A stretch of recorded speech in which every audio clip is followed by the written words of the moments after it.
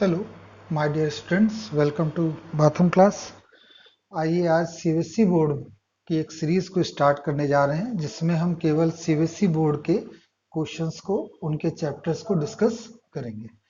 तो जैसा कि आप देख पा रहे हैं कि मैंने एक chapter number 3 pair of linear equations in two variables, और जो बुक है वो आर डी शर्मा की बुक से मैंने लिया, क्योंकि अगर आप इस बुक से प्रिपरेशन करेंगे तो ऑलमोस्ट सारे क्वेश्चन सीबीएसई बोर्ड के आप हैंडल कर पाएंगे, क्योंकि इसमें एनसीईआरटी के बुक के भी क्वेश्चंस हैं और स्पेशलाइज्ड वो क्वेश्चंस जो बहुत ही इंपॉर्टेंट हैं और कभी भी पूछे जा सकते हैं, और नॉलेज के भी पॉइंट ऑफ व्यू से उन्हें आपको आना चाहिए, तभी आप एक कंप्लीट कंटेंट को स्टडी कर पाएंगे। तो उसी सीरीज में मैंने स्टार्ट किया है कि मैं केवल सीबीएसई बोर्ड के क्वेश्चनों को चैप्टर वाइज आपको इस बुक से बताते हैं, वो क्वेश्चन जो सबसे ज़्यादा इम्पोर्टेंट हैं और जो आ सकते हैं और नॉलेज के लिए बहुत जरूरी है। और मैथ का जो डर है वो आपके आपके दिमाग से, आपके जहन से निकल सके, इसलिए मैं आर डी शर्मा की बुक से आपको पढ़ाने जा रहा हूँ। आई होप ये जो मेरा जो एफर्ट है वो आपके लिए फायदेमंद होगा। I need your support, so let's start. एक चीज और बच्चों, मैं जो ये कोई भी चैप्टर लूंगा वो अपने पॉइंट ऑफ व्यू से इजी से टफ क्वेश्चंस की ओर मूव करेंगे। कंटेंट को हम पूरा ही कवर करेंगे, लेकिन फ्रॉम इजी टू हार्ड। हम जो क्वेश्चन लेंगे वो इजीएस्ट वाले क्वेश्चन लेंगे और फिर हम हार्ड से हार्डेस्ट की ओर मूव करते रहेंगे। उससे ये फायदा मिलेगा कि हमें किसी चैप्टर को समझने में काफी आसानी होगी। We will be able to understand chapter clearly. तो इस जर्नी में मुझे आपके साथ की जरूरत है। Let's start. तो चैप्टर का नाम है pair of linear equations in two variables. तो इसका मतलब क्या होता है बच्चों, वो हम पहले समझ लें। देखिए, टर्म में लिखा है पेयर, ठीक है। Pair of linear, pair of linear equation in two variable. तो पेयर का मतलब होता है जोड़ा, लीनियर इक्वेशन मतलब ऐसी इक्वेशन जो ग्राफ पर प्लॉट की जाए तो वो एक स्ट्रेट लाइन बनाए।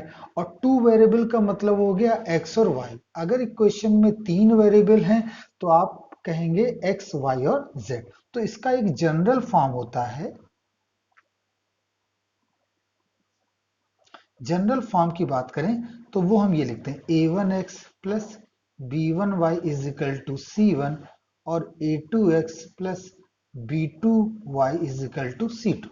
आप बुक में देखेंगे कि c1 लेफ्ट हैंड साइड में लिखा होता है। It doesn't matter, you can write on other side और left side. It it it's not necessary. तो आप किसी भी डायरेक्शन में लिख सकते हैं। तो इन्हें हम नाम देते हैं linear of, pair of linear equations in two variables. तो सबसे पहले तो अगर बात की जाए, जैसे मैंने आपको बताया कि मैं अपने पॉइंट ऑफ व्यू से चीजों को रखूंगा, कंटेंट पूरा कवर करूंगा, लेकिन मेरे पॉइंट ऑफ व्यू से, ठीक है। तो ये हमारी है लीनियर इक्वेशन। अब यहाँ पर एक चीज आती है कि जब हम इक्वेशंस को हल करते हैं, सॉल्व करते हैं, तो यहाँ पर देखिए पूछा गया है कंसिस्टेंट और इनकंसिस्टेंट। तो इसके मीनिंग को हम पहले समझें और जानने का प्रयास करें। तो देखिए, आपसे क्वेश्चन में पूछा जाता है कि सबसे पहले तो आप ये बताइए कि कौन सा जो सिस्टम है, कौन सा लीनियर पेयर है वो कंसिस्टेंट है। तो consistent consistent system, consistent system तब होता है, देखिए यहाँ पे लिखा हुआ है कि system of simultaneous linear equation is said to be consistent if it has at least one solution. तो अगर हमें इन दोनों को सॉल्व करके कम से कम एक x और एक y की वैल्यू मिलती है तो उसे हम बोलेंगे कंसिस्टेंट सॉल्यूशन। हम दूसरे शब्दों में कह सकते हैं वी गेट सॉल्यूशन। अगर हमें सॉल्यूशन मिल जाता है तो हम उस सिस्टम को क्या बोलेंगे, कंसिस्टेंट बोलेंगे। Number two, inconsistent. Inconsistent system का मतलब हो गया कि हमें कोई सोल्यूशन प्राप्त नहीं होता है। लिखा है if it has no solution, if it has no solution. तो आप यहां लिख देंगे we do not get any solution, हमें कोई भी सोल्यूशन प्राप्त नहीं होता है। ठीक है, तो ये हो गया कंसिस्टेंट और ये हो गया इनकंसिस्टेंट। आइए अब इसी में एक बहुत, देखिए मैं बिना समय गवाए डायरेक्टली पॉइंट पर आ रहा हूं, जो चीज आपको जानने के लिए सबसे ज्यादा जरूरी है। तो कंसिस्टेंट और इनकंसिस्टेंट का मीनिंग आपको समझ में आ गया कि अगर हम हल करें, सॉल्व करें और सॉल्व करने पर हमें x और y की कम से कम एक वैल्यू तो मिले ही, तो उसी सिस्टम को बोलेंगे कंसिस्टेंट। और अगर हमें सोल्यूशन नहीं मिलता है तो उसे हम बोलते हैं इनकंसिस्टेंट। चलिए अब जैसे ये इक्वेशन लिखी है, अगर आप a1 अपॉन a2 की रेशियो निकालें और b1 अपॉन b2 का रेशियो निकालें और c1 अपॉन c2 का रेशियो निकालें और ये तीनों ही आपस में बराबर हो, तो हम यहां कह देंगे इनफाइनाइट सॉल्यूशन। अभी हम इस पर बेस्ड क्वेश्चंस कराएंगे बच्चों, लेकिन पहले आप इस कॉन्सेप्ट को अच्छी तरह से समझ लें। तो ये कहलाएगा आपका इनफाइनाइट सॉल्यूशन। और अगर हम लिखते हैं a1 upon a2 equal to b1 upon b2 not equal to c1 upon c2, तो हम बोलेंगे नो सॉल्यूशन, इसका कोई भी हल नहीं होगा। और अगर हम ये लिखते हैं a1 upon a2 not equal to b1 upon b2, तो इसे बोलेंगे यूनिक सॉल्यूशन। इसका सॉल्यूशन बच्चों कैसा होगा? यूनिक सॉल्यूशन होगा। ठीक है, तो ये बात आपके समझ में आ गई होगी। हमेशा याद रखिए a1 क्या होगा, x पहली इक्वेशन के साथ का जो कोफिशिएंट होगा उसे कहेंगे, b1 क्या होगा, y का जो कोफिशिएंट होगा उसे कहेंगे, और ये जो बाकी बचा c होगा। इसी तरह से x का सेकंड इक्वेशन का कोफिशिएंट a2 कहलाएगा, ये b2 कहलाएगा और ये c2 कहलाएगा। और हम इस आधार पे, तो अब आप समझ गए होंगे कि इस अवस्था में भी आपको सोल्यूशन मिल रहा है, इस अवस्था में भी सोल्यूशन, तो इसे हम नाम दे देते हैं, ऐसे सिस्टम को नाम देते हैं कंसिस्टेंट, और इस सॉल्यूशन को नाम देते हैं इनकंसिस्टेंट।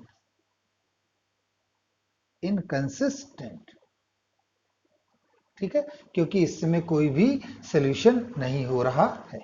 आइए इसी क्रम में आगे बढ़ते हैं, आगे चीजों को समझते हैं। तो आगे जो लिखा है इसमें एक चीज और आ जाती है, जिसमें वो पूछते हैं पैरेलल, कोइंसिडेंट और इंटरसेक्ट। तो हमेशा याद रखिए कि अगर आपका यूनिक सॉल्यूशन निकलता है, मतलब अगर ये कहीं कंडीशन आती है, तो आप यूनिक सॉल्यूशन तो लिखेंगे ही लिखेंगे, लेकिन और साथ ही साथ कहेंगे इंटरसेक्टिंग, मतलब ये दोनों लाइनें एक दूसरे को काटती हैं, तो इंटरसेक्टिंग पॉइंट मिलेंगे, इंटरसेक्टिंग पॉइंट मिलेंगे। ठीक है, नंबर 2, अगर ये तीनों ही चीजें आपस में, अगर केवल दो चीजें आपस में बराबर हों, ये वाली कंडीशन हो, तो हम यहां बोलेंगे कि ये दोनों लाइनें जो हैं वो पैरेलल लाइनें हैं,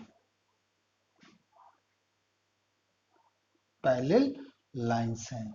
अगर a1 upon a2 equal to b1 upon b2 होता है बच्चों, तो इसे हम नाम देते हैं पैरेलल लाइन की बात। और तीसरी जो इंपॉर्टेंट बात है वो, अगर a1 upon a2 equal to b1 upon b2 equal to c1 upon c2 हो, तो इसे बोलते हैं कोइंसिडेंट लाइन।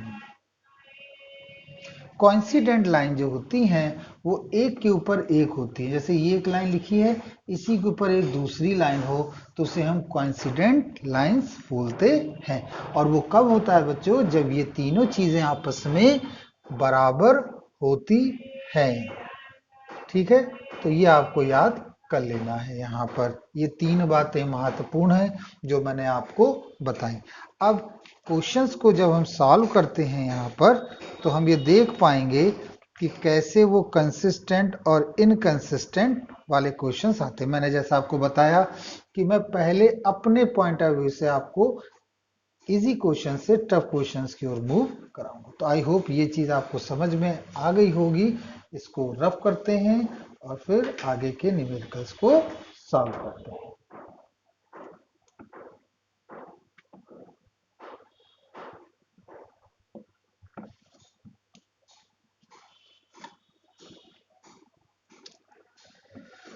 देखिए, जैसे क्वेश्चंस में लिखा हुआ है कि जैसे ये क्वेश्चन हम यहाँ देखें, सबसे पहले ये फिफ्थ क्वेश्चन को अगर हम देखें तो इसमें लिखा है ऑन कंपेयरिंग, आप देख पा रहे होंगे, on comparing of ratio a1 upon a2 b1 upon b2 c1 upon c2 and without drawing दम, इसका ग्राफ नहीं बना है। Find out the these lines representing the following pairs of linear equation intersect at A point और parallel और कोइंसिडाइड, कंसाइड से बोलते हैं, सॉरी, कंसाइड लाइंस। तो ये हमारे पास तीन पेयर दिए हैं, आइए इनको सॉल्व करके चेक करते हैं। तो सबसे पहला इसमें जो लिखा हुआ था बच्चों, वो था 5x minus 4y plus 8 equal to 0, 7x plus 6y minus 9 equal to 0। ये पहला क्वेश्चन है और हमें ये चेक करना है क्या कंसाइड होगा, पैरेलल होगा या ये इंटरसेक्ट होगा। तो हमने जैसा आपको बताया कि a1 यहाँ कितना है, a1 इक्वल टू, ये क्वेश्चन नंबर 1 है, ये क्वेश्चन नंबर 2 है। a1 equal to 5, b1 equal to -4 और c1 is equal to 8, a2 equal to 7, b2 is equal to 6 and c2 is equal to -9। ये हमने यहाँ पर लिख लिया है। अब आप देखिए इन सबका रेशियो निकालेंगे तो a1 अपॉन a2 निकला 5/7, b1 अपॉन b2 निकला -4/6। को सॉल्व कर लेते तो ये आएगा 2/3। तो आप देखिए c1 अपॉन c2 की यहाँ पर जरूरत नहीं है।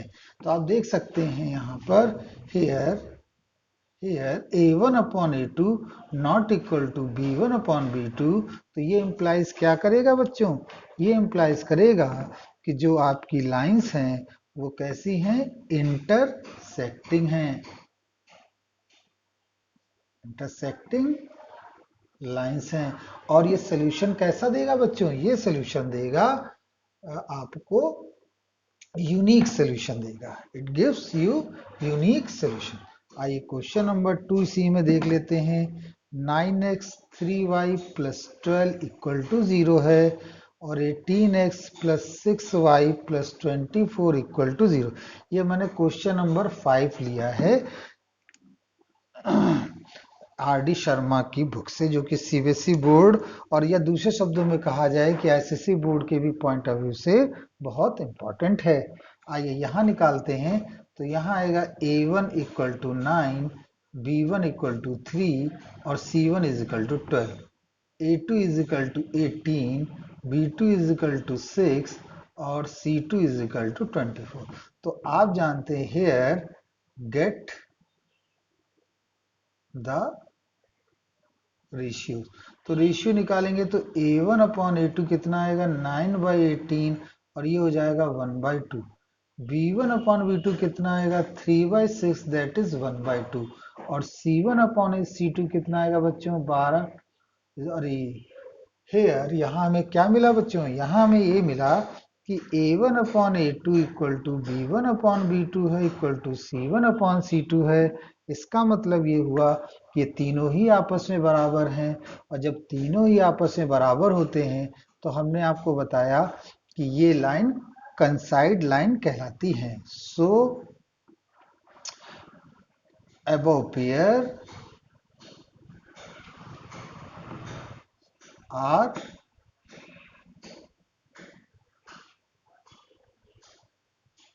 कंसाइड, ठीक है, अबव पेयर आर कंसाइडेंट, ये भी कह सकते हैं कंसाइड या अबव पेयर आर कांसिडेंट लाइंस। ये जो पेयर है वो किस तरह की लाइनों से रिलेटेड है, कांसिडेंट लाइनों से रिलेटेड, ठीक है। अभी हम इसी में इसका थर्ड क्वेश्चन भी ले लेते हैं जो और क्लियर कर देगा।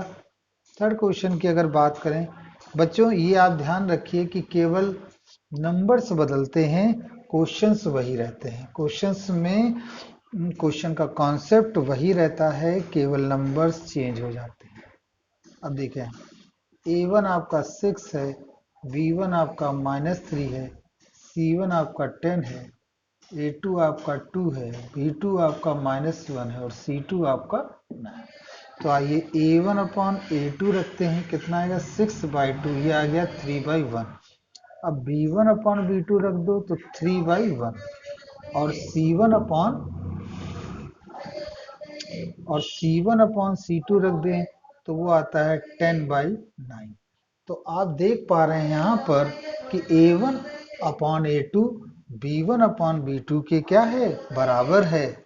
तो हम लिखेंगे यहाँ here A1 upon A2 equal to B1 upon B2। तो इसका मतलब यहाँ पहले वाला ही केस हुआ, सॉरी यहाँ पर दो ही केवल बराबर हैं। इसका मतलब कि